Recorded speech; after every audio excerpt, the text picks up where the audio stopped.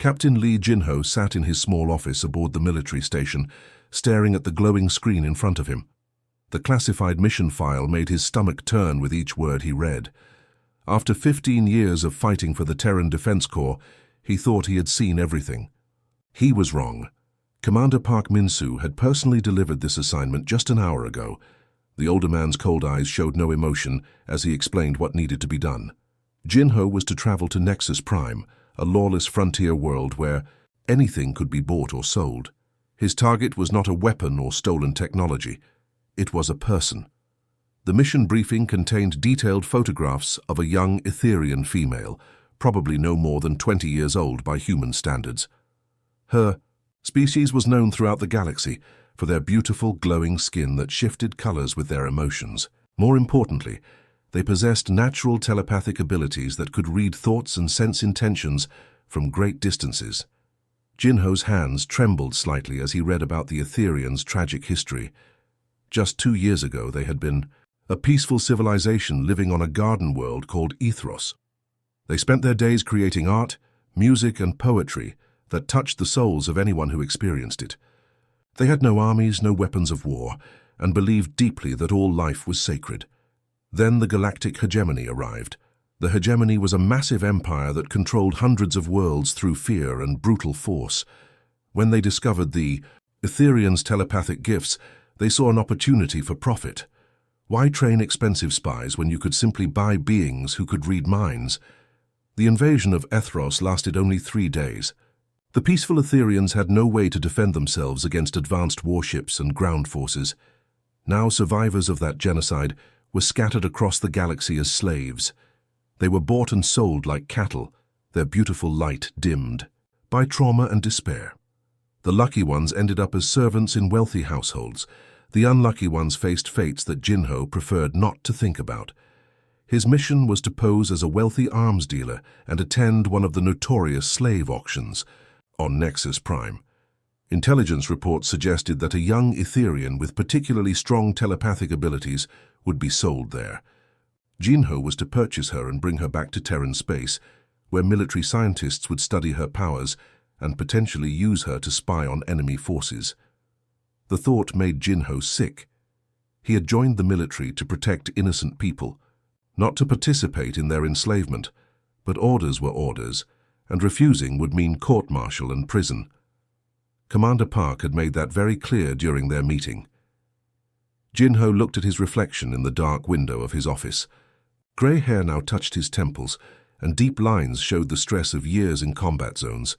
He had always prided himself on being a good soldier who followed the chain of command.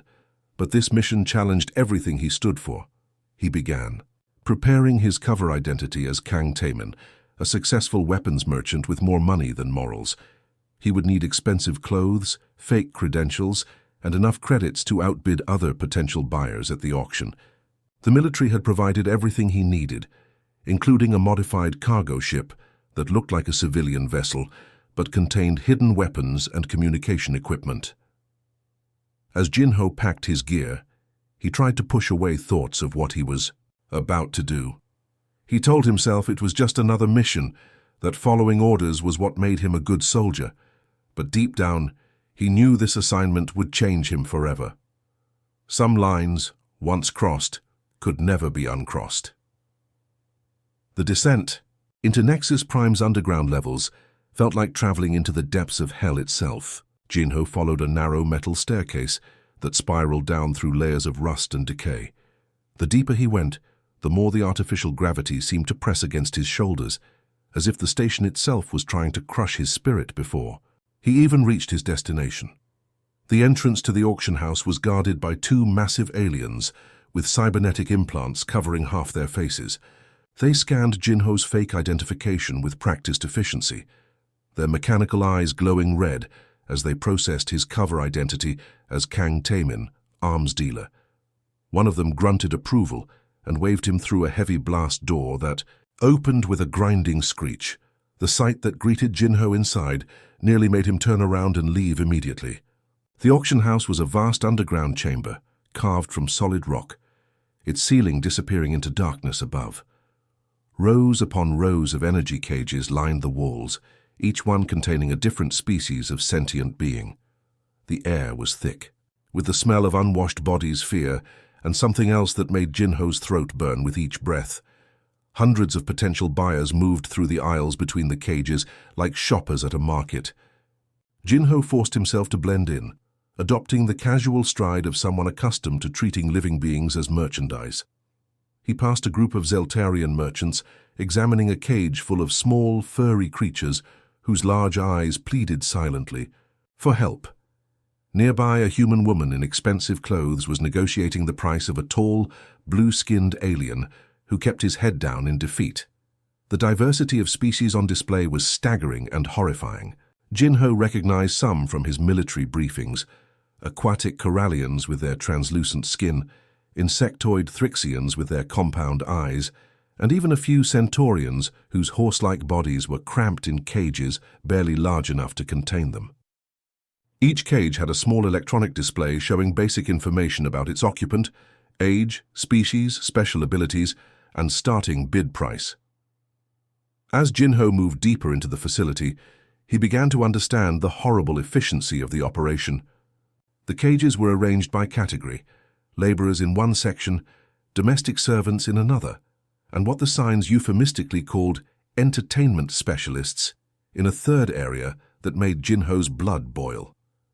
Guards patrolled the aisles constantly, their weapons clearly visible as a warning to both buyers and merchandise. The noise level was overwhelming. Hundreds of conversations in dozens of languages created a constant buzz of activity. Electronic displays announced upcoming auctions, while mechanical voices recited the special features of various lots. Underneath it all was a sound that made Jinho's heart ache: the quiet sobbing and whispered prayers of the imprisoned beings. Finally, he found cage number 47. The nameplate read Lot 23A in cold, impersonal letters. Inside sat a young, Etherian female, and Jinho had to grip the cage bars to steady himself when he saw her condition. Her skin, which should have glowed with the soft light of her species, was dim and grey like a dying star. Dark circles surrounded her large, silver eyes, and her thin frame suggested she had not been fed properly in weeks or months, but it was her eyes that struck Jinho the most. Despite everything she had endured, despite being reduced to a number on a cage, there was still something unbroken in her gaze. When she looked up at him, he saw not just fear and exhaustion, but a fierce intelligence that refused to be extinguished. She studied him with the same intensity that he was studying her, and for a moment, Jinho wondered if she was using her telepathic abilities to read his thoughts. The girl, he could not bring himself to think of her as merchandise, seemed so young and fragile, yet there was strength in the way she held herself upright despite her obvious weakness. Her hands were small and delicate, but Jinho noticed small cuts and bruises that suggested she had not surrendered without a fight. The auction hall erupted in noise as the evening's main event began. A spotlight cut through the smoky air, illuminating a raised platform at the center of the room. Jinho's heart pounded as he watched two guards drag the young Etherian girl from her cage. Her legs were weak from confinement, and she stumbled as they forced her up the metal steps onto the platform. The auctioneer, a grotesque alien with multiple arms and a voice that boomed through hidden speakers, began his pitch with practiced enthusiasm. He spoke about her rare telepathic abilities, her young age, and her potential value to the right buyer. Each word made Jinho's jaw clench tighter. The crowd of buyers pressed closer, their eyes gleaming with greed and darker intentions. Bidding started at 5,000 credits. Within seconds, it jumped to 10,000, then 15. Jinho watched in horror as the price climbed higher, knowing that each increase represented someone's twisted plans for this innocent being. A fat merchant in jeweled robes raised his paddle, shouting 25,000. A woman with cybernetic implants covering half her face countered with 30,000. Jinho's hand trembled as he held his bidding paddle. His orders were clear: acquire the target at any cost. The military had provided him with enough credits to outbid almost anyone, but as he prepared to raise his paddle, something unexpected happened. The girl's terrified gaze swept across the crowd of eager buyers, and for just a moment, her silver eyes locked with his. In that brief instant, Jinho saw something that shattered his professional detachment completely. He saw her not as Lot 23A or as a mission objective, but as a person, a young woman who had once laughed with friends, who had dreams and fears, who had probably never hurt anyone in her entire life. The telepathic connection lasted only a second, but in that time, Jinho felt an echo of her terror and despair. She was not just afraid of what would happen to her, she was heartbroken at what her people had lost, devastated by the destruction of everything she had ever known. Her homeworld was gone, her family was dead or scattered, and now she faced a future of servitude or worse. 40,000 credits! Someone shouted from across the room. The bidding was becoming fierce, with several buyers clearly determined to claim this particular prize. Jinho forced himself to act, raising his paddle with a steady hand, despite the storm of emotions raging inside him. 50,000, he called out, his voice carrying clearly across the hall. The amount was substantial enough to give other bidders pause. Several heads turned to look at him, sizing up this new competitor. Jinho maintained his cover, projecting the image of a wealthy arms dealer with deep pockets and specific tastes. The auctioneer looked around the room expectantly, but no other paddles rose. The girl's value was high, but 50,000 credits was more than most buyers were willing to spend on a single acquisition. After a dramatic countdown, the gavel fell with a sharp crack that seemed to echo in Jinho's chest. Sold to bidder. 774 for 50,000 credits.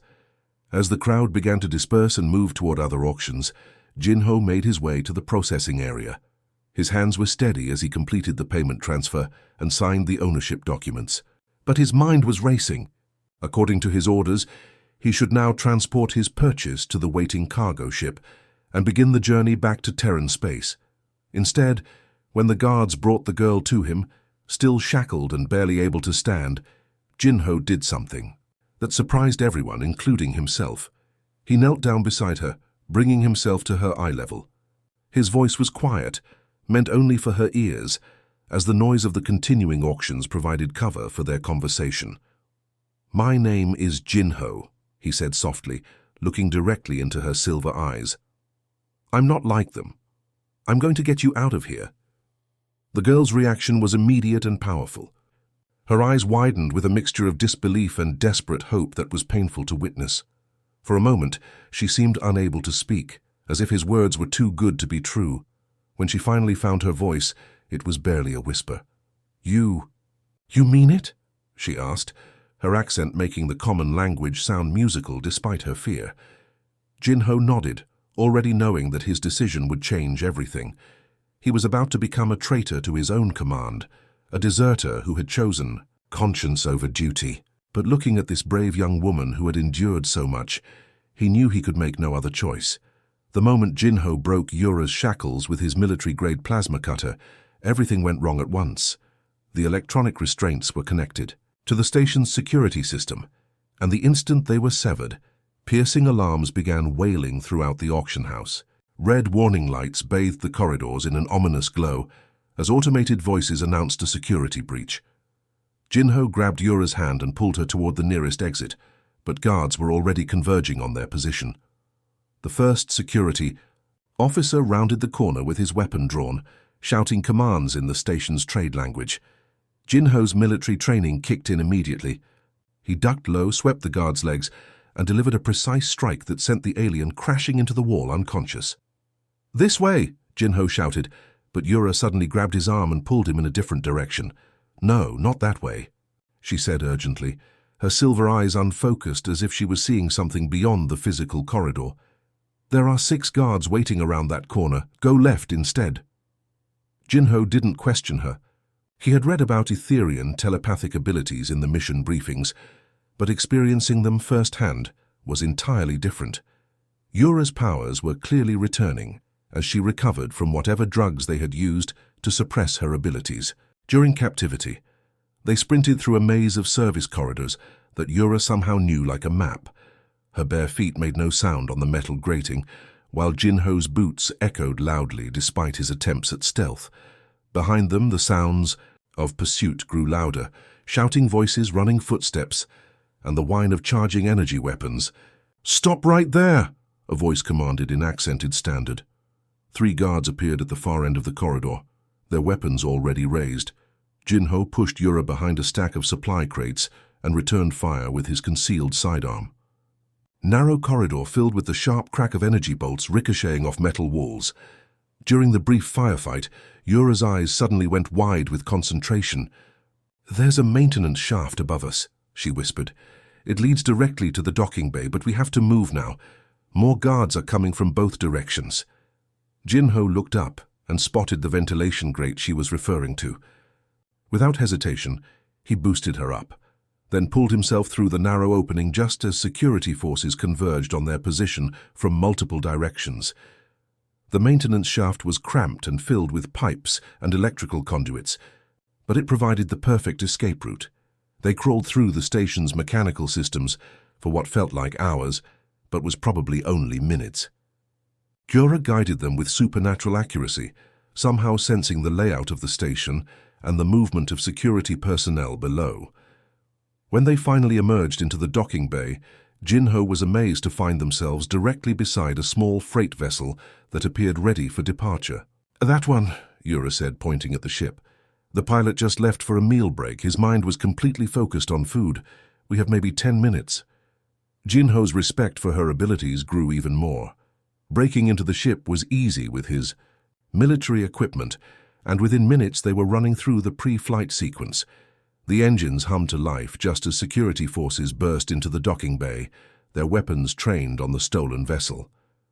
"Hold on," Jinho warned as he engaged the thrusters. The ship lurched forward, scraping against the docking clamps as it tore free from the station. Energy bolts from the guards' weapons splashed harmlessly against the ship's rear shields as they accelerated toward open space, but their troubles were far from over. As soon as they cleared the station's immediate vicinity, Jinho's sensors detected multiple pursuit craft launching in their direction. Some bore the markings of station security, while others belonged to the criminal organizations that ran the slave trade. All of them wanted their property returned. "Jump to hyperspace," Yura urged, her hands gripping the co-pilot's seat as the ship shook from near misses. "I can sense their intentions. They're not planning to capture us alive." Jinho's fingers flew over the navigation controls, calculating a random jump vector that would take them far from Nexus Prime. The hyperspace engine charged slowly, each second feeling like an eternity as their pursuers closed in. Finally, the stars stretched into lines of light, and they disappeared into the safety of hyperspace. In the sudden quiet that followed, Yura turned to look at Jinho with an expression of wonder and confusion. Her silver eyes were bright with unshed tears, and when she spoke, her voice was soft with emotion. "Why did you save me?" she asked. "You could have completed your mission, collected your reward, and gone home. Instead, you threw away everything to help someone you don't even know." Jinho met her gaze steadily, his answer coming without hesitation. "Because it was the right thing to do," he said simply. "Sometimes, that's the only reason you need." The stolen freight ship shuddered as its damaged engines struggled to maintain power. Warning lights flickered across the control panel, and Jinho knew they wouldn't make it much further without repairs. 3 days of jumping between random star systems had taken its toll on the vessel, and their fuel reserves were dangerously low. "There's a refueling station about 6 hours from here," Jinho said, studying the star charts. "It's off the main trade routes, mostly used by independent traders and smugglers. We should be able to blend in there." Yura nodded, though she still looked exhausted from their escape.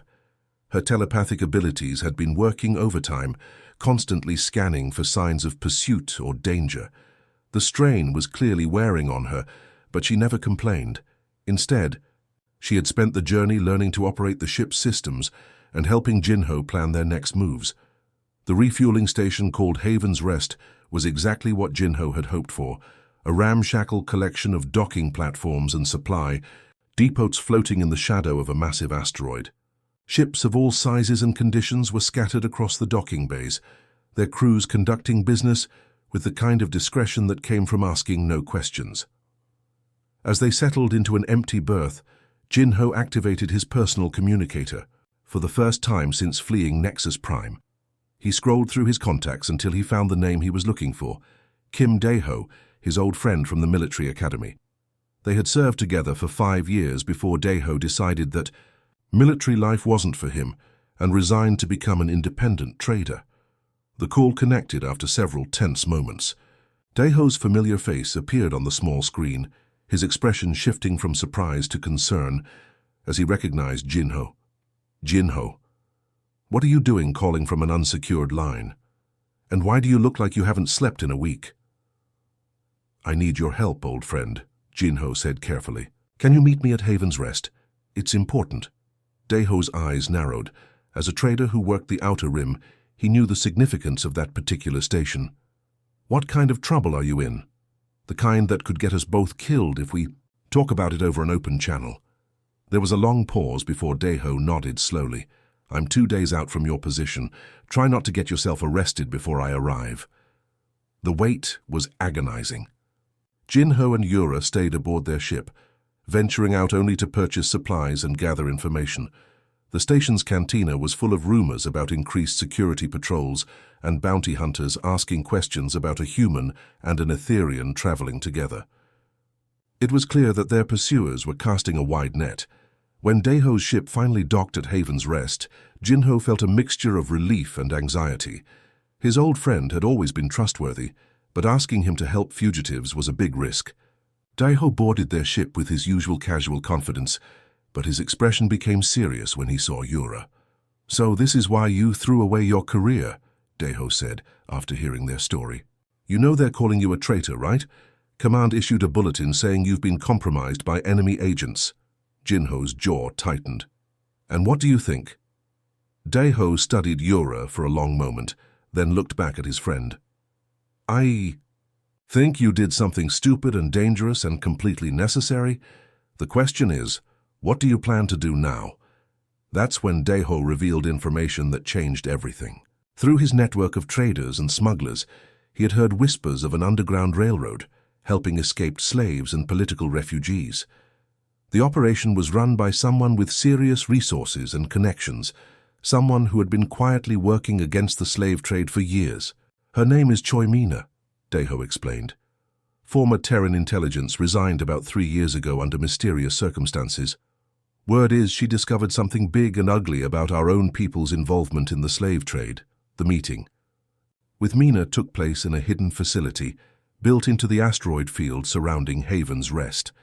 The woman who greeted them was in her 40s, with sharp eyes and the kind of quiet confidence that came from years of dangerous work. She listened to their story without interruption, her expression growing darker as Jinho described his mission orders. Your former commander, Park Min-soo, is one of the worst, she said finally. We've been tracking his financial records for months. He's been taking payments from hegemony slavers to provide them with intelligence about unprotected colonies. The Etherian homeworld was one of his targets. The revelation hit Jinho like a physical blow. His own commander had helped orchestrate the genocide of Yura's people, then ordered him to participate in the aftermath by purchasing one of the survivors. The scope of the betrayal was staggering. Mina offered them sanctuary within her network, but she was honest about the dangers. Park Min-soo has put a 2 million credit bounty on both your heads.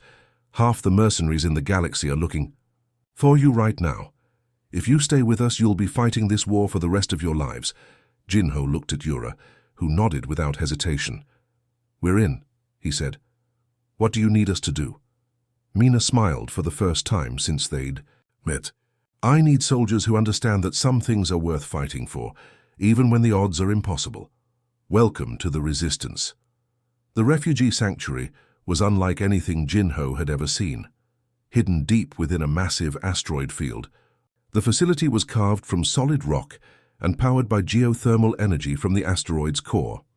Corridors branched off in all directions, leading to living quarters, medical facilities, workshops, and communal areas where beings from dozens of different species worked together toward a common goal. Yura's recovery was remarkable to witness. Within just a few days of proper food, medical care, and safety, her natural luminescence began to return. Her skin gradually shifted from the dull gray of captivity to a soft, warm glow that changed colors with her emotions. When she was content, it was a gentle blue-green. When she was focused on using her abilities, it brightened to silver-white. Dr. Han Kyujin, the sanctuary's chief medical officer, had worked with Etherian refugees before and understood their unique physiology. He explained to Jinho that the drugs used to suppress Yura's telepathic abilities during her captivity had been slowly poisoning her nervous system. Without proper treatment, she might have lost her powers permanently or even died. The slavers don't care about long-term health, Dr. Han said grimly. They just want to keep their merchandise docile during transport and sale. What they did to her was torture, pure and simple. As Yura's health improved, something extraordinary began to happen. Her telepathic range, which had been limited to a few meters during their escape, started expanding dramatically. At first, she could sense the thoughts and emotions of people throughout the sanctuary. Then her range grew to encompass the entire asteroid field. Within a week, she was detecting minds across multiple star systems. The breakthrough came during a quiet evening when Jinho found Yura sitting alone in the sanctuary's observation deck, staring out at the stars. Tears were streaming down her face, but her skin was glowing brighter than he had ever seen it.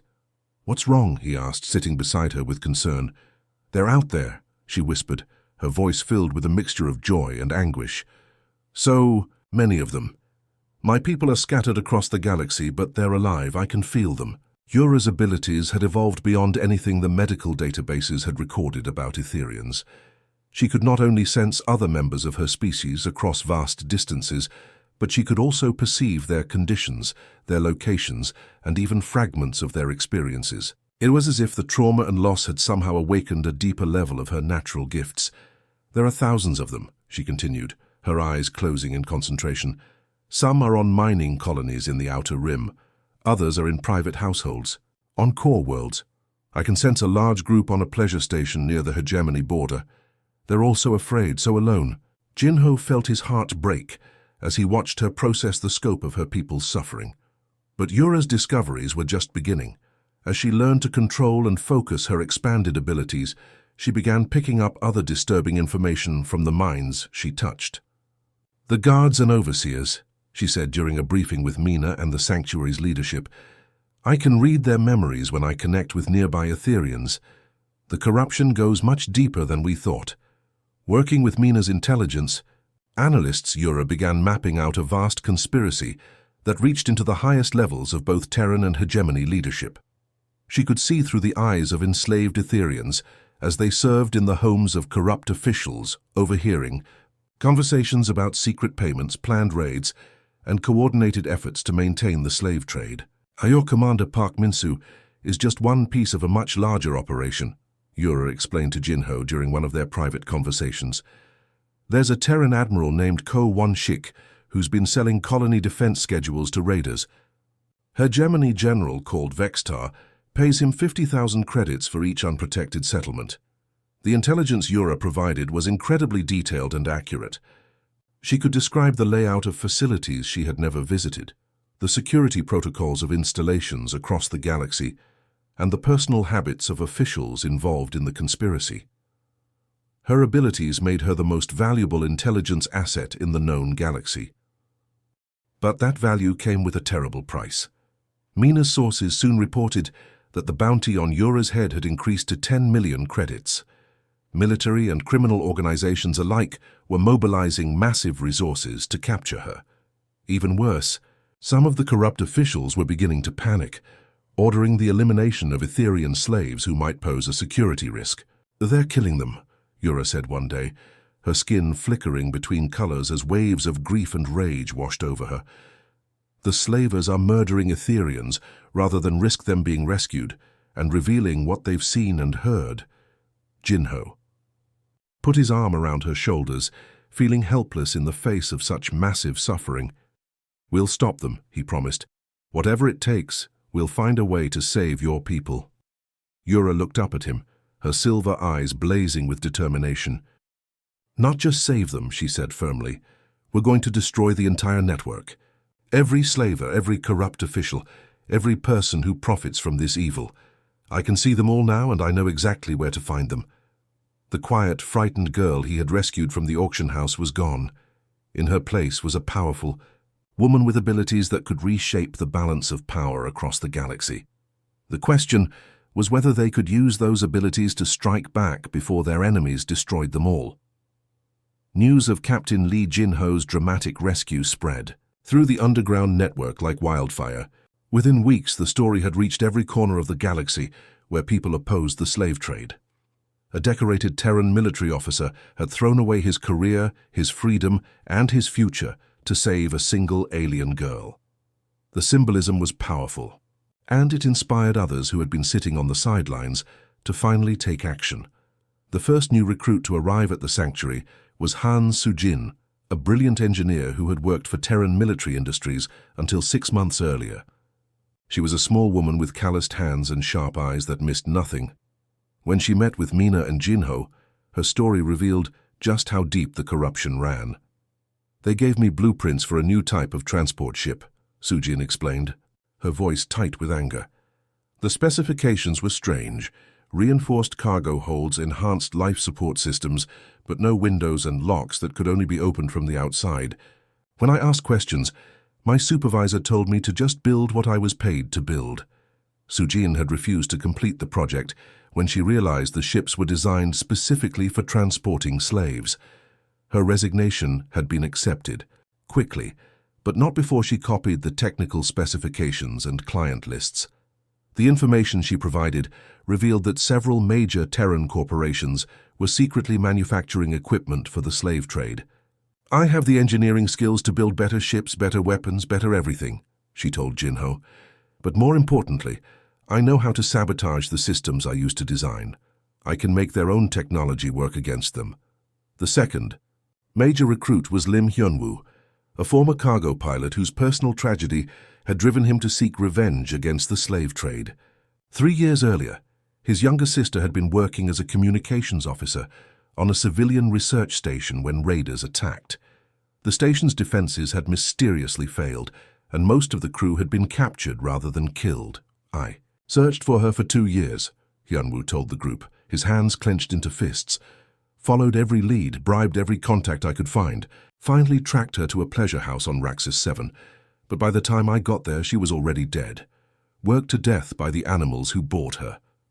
Hyunwoo's knowledge of shipping routes and cargo manifests made him invaluable for planning. Raids. He could predict where slave transports would travel, when they would be most vulnerable, and how to approach them without triggering their defensive systems.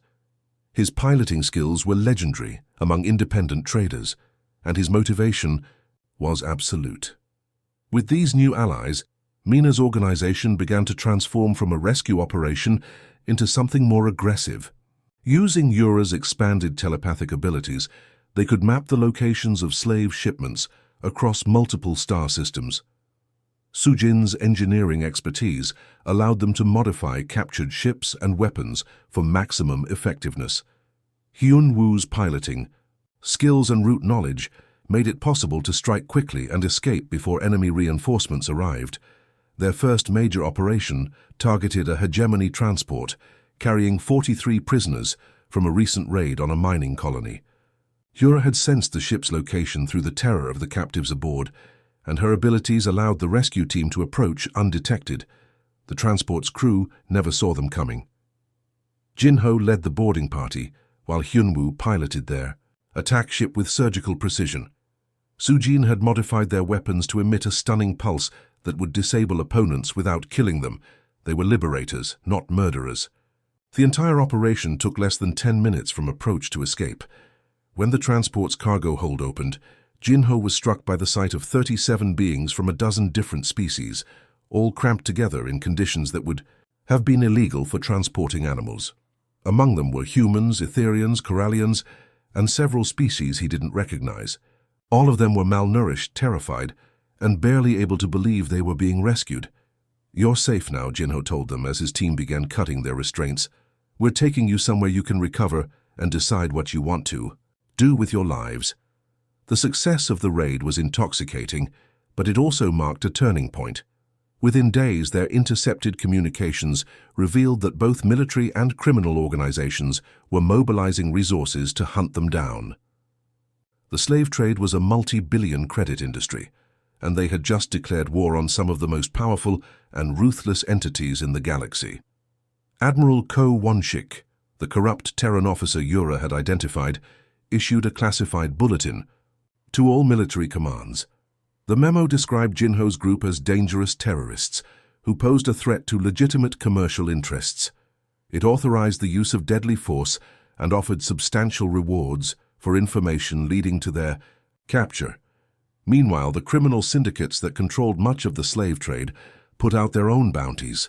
The Hegemony Slavers Guild issued a 10 million credit reward for Yura's capture, while various crime bosses offered smaller amounts for other members of the team. Suddenly, half the mercenaries and bounty hunters in the galaxy were looking for them, but the increased attention also brought unexpected allies. Other rescue operations reached out to coordinate efforts. Sympathetic military officers began providing intelligence about corrupt colleagues. Even some corporate executives, disgusted by their company's involvement in the slave trade, started leaking information to the resistance. Mina looked at the growing network of allies and enemies with a mixture of pride and concern. "We've started something that can't be stopped," she told Jinho. "The question is whether we can survive long enough to see it through to the end." The resistance operations had grown beyond anything Jinho could have imagined when he first rescued Yura from that auction house. What started as a desperate escape had evolved into a coordinated network spanning dozens of star systems. Their hidden base now buzzed with constant activity as teams prepared for simultaneous strikes across the galaxy. Yura sat in the center of the command room, her eyes closed in deep concentration as her consciousness reached across vast distances. Her skin glowed with shifting patterns of light as she connected with enslaved Etherians throughout known space. Each connection provided real-time intelligence about slave shipments, guard rotations, and planned auctions. 3 transports leaving the Vega system tomorrow, she reported. Her voice distant as part of her mind remained linked to her distant kinsman. 47 prisoners total. 2 of the ships have light escorts, but the third is traveling alone through the Kepler Nebula. Han Sujin looked up from her computer terminal, where streams of data flowed across multiple screens. "I can have our teams in position within 6 hours. The nebula will provide perfect cover for our approach." The raids had become increasingly sophisticated as their network grew. Jinho now coordinated 5 separate strike teams, each led by former military personnel who had abandoned their posts to join the cause. They used modified civilian ships that looked harmless but packed enough firepower to overwhelm most slave transports. More importantly, they moved with precision timing that left their enemies constantly off balance. Their success rate was remarkable. In just 3 months, they had freed over 200 beings and captured dozens of slavers and corrupt officials. Each prisoner they rescued provided new intelligence about the conspiracy's structure and operations. The evidence was building into an overwhelming case against the corrupt network. The breakthrough they had been waiting for came during a routine intercept of military communications. Sujin had been monitoring encrypted channels for weeks when she detected an unusual transmission pattern between Park Min-soo's command center and a known hegemony military frequency. "Got something big," she announced, her fingers flying across her keyboard as she worked to decrypt the signal. "This isn't standard military traffic. The encryption is too sophisticated, and it's being routed through civilian relays to hide its origin." It took her 3 days of continuous work to crack the code, but the results were explosive. The intercepted messages revealed detailed conversations between Park Min-soo and a hegemony general named Vextar about upcoming slave raids on supposedly protected colonies. They discussed payment schedules, target selections, and coordination between their forces to ensure maximum capture rates. "Listen to this," Sujin said, playing back one of the decoded transmissions. Park Min-soo's voice was clear and unmistakable as he discussed upcoming operations with his alien counterpart. "The Harmony colony will be perfect," Park Min-soo said in the recording. 3,000 civilians, minimal defenses, and our patrol schedule will ensure no interference. Your standard rate of 50,000 per 100 captives." The general's response was equally damning. "Agreed. We'll stage it as a pirate raid." Your people will arrive 2 hours late to find only empty buildings. The colonists will already be processed and shipped to the outer markets. Jinho felt sick as he listened to his former commander, casually discussing the fate of innocent civilians. These weren't military targets or enemy combatants. They were families, children, people whose only crime was living on a world rich enough to be worth raiding. But the recordings were just the beginning. Sujin's infiltration of the military databases had uncovered a treasure trove of financial evidence. Bank records showed regular payments from hegemony accounts to at least 15 high-ranking Terran officers. The amounts were staggering, millions of credits flowing to corrupt officials in exchange for intelligence and cooperation. Admiral Ko Wanshik alone had received over 20 million credits in the past 2 years. The payments corresponded exactly with successful slave raids on colonies under his protection. He wasn't just looking the other way. He was actively facilitating the capture and enslavement of his own people. "We need to get this information to the public," Mina said, after reviewing the evidence. "This is bigger than just military corruption. This proves that our own government has been complicit in genocide." The challenge was finding news organizations brave enough to publish such explosive material. Most major networks were either controlled by corporate interests or too afraid of government retaliation to take on such a dangerous story. But Lim Hyunwoo had contacts in the independent media networks that served frontier colonies and outer rim settlements. "I know someone who will run this story," he said. "Kang Ji-won operates a news service that reaches every mining station and trading post in 3 sectors. She's been investigating corporate corruption for years, and she has no love for the military hierarchy." The leak was coordinated carefully to maximize impact. The story broke simultaneously on 17 different independent networks, complete with authenticated recordings, financial documents, and testimony from rescued slaves. The evidence was so overwhelming that even government-controlled media couldn't ignore it. The public reaction was immediate and explosive. Protests erupted on dozens of worlds as citizens demanded answers about their government's involvement in the slave trade. Military personnel began resigning in disgust, while others came forward with additional evidence of corruption. Corporate executives scrambled to distance themselves from the scandal, canceling contracts and shutting down suspicious operations. But the exposure also made Jinho's team bigger targets than ever. Within hours of the story breaking, military forces loyal to the corrupt officers were mobilizing to hunt them down.